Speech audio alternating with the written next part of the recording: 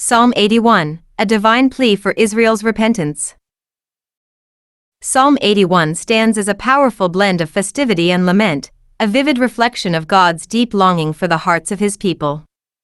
Attributed to Asaph, one of David's chief musicians, the psalm was likely composed for public worship during one of Israel's major festivals, perhaps the Feast of Trumpets or Tabernacles. It opens with a resounding call to joyful celebration, only to transition into divine lament over Israel's disobedience, ultimately portraying a God who desires relationship over ritual and faithfulness over mere formality. The psalm begins with an exuberant invitation to worship. Sing aloud to God our strength, make a joyful shout to the God of Jacob. The language of verses 1 to 3 conveys a communal setting of sacred festivity, complete with singing, instrumental music, and the blowing of the shofar.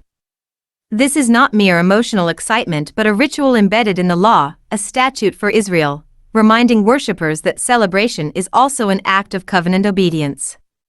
The mention of the new moon points to the festival calendar, anchoring this moment in sacred time, where memory and worship intertwine. In verses 4 and 5, the psalm shifts from the call to worship to the reason for it. The celebration is not arbitrary. It is grounded in God's historical actions and commands. God's intervention in Egypt, delivering Israel from slavery, is recalled. The phrase, "I heard a language I did not understand," possibly evokes the strangeness of Egypt or the disorientation of Israel in captivity, underscoring how foreign their experience was until God's voice broke through with deliverance.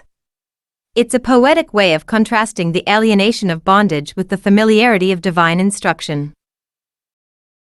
God then speaks directly in verses 6 and 7, recounting his deliverance. "I removed his shoulder from the burden. I delivered you." These lines are rich with compassion, illustrating God as the liberator who responded to Israel's cries and carried their load. The reference to Meribah, a place marked by Israel's complaint and testing of God, reminds the listener not only of God's provision but also of the people's failure to trust. The pattern is becoming clear. Divine faithfulness met with human resistance. This tension continues in verses 8 to 10, where God, with parental tenderness and urgent pleading, addresses Israel directly. "Hear, O my people. There shall be no foreign god among you." Here, the covenant commands are not just laws to follow, but the basis of relationship. The command to have no other gods is tied intimately to God's desire to bless. "Open your mouth wide, and I will fill it." This evocative metaphor speaks to God's readiness to satisfy his people abundantly, if only they would open themselves in trust and obedience. It is an offer of sustenance, provision, and abundance, but one that hinges on the people's willingness to listen. Tragically, verses 11 and 12 recount the people's rejection of that offer. "But my people would not heed my voice. I gave them over to their own stubborn heart." In what may be one of the most sobering verses in the psalm, God's judgment is not immediate wrath, but the relinquishing of restraint. He allows them to follow their own devices, knowing it will lead to harm. This handing over is a form of judgment that mirrors Romans 1 verse 24, where divine sorrow gives way to human autonomy, a relinquishment more tragic than punitive. Yet even in judgment, God's desire to bless remains unquenched. The psalm closes in verses 13 to 16 with a heartfelt lament. "Oh, that my people would listen to me." These lines echo the yearning of a father who knows what is best for his children but watches them walk away.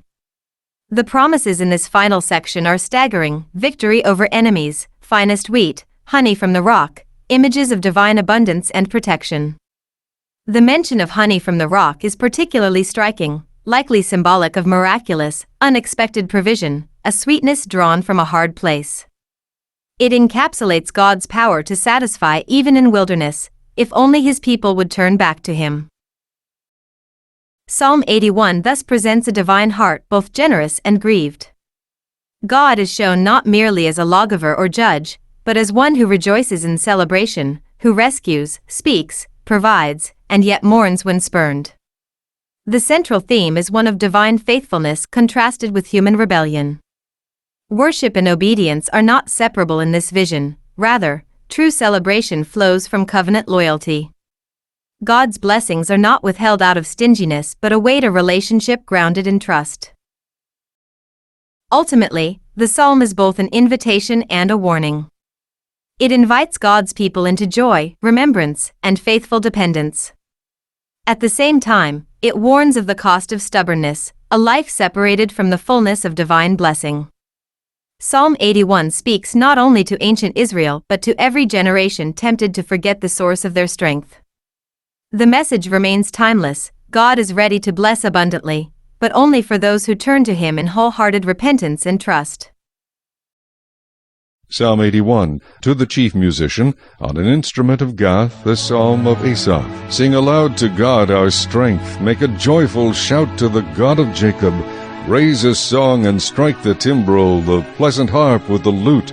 Blow the trumpet at the time of the new moon, at the full moon, on our solemn feast day.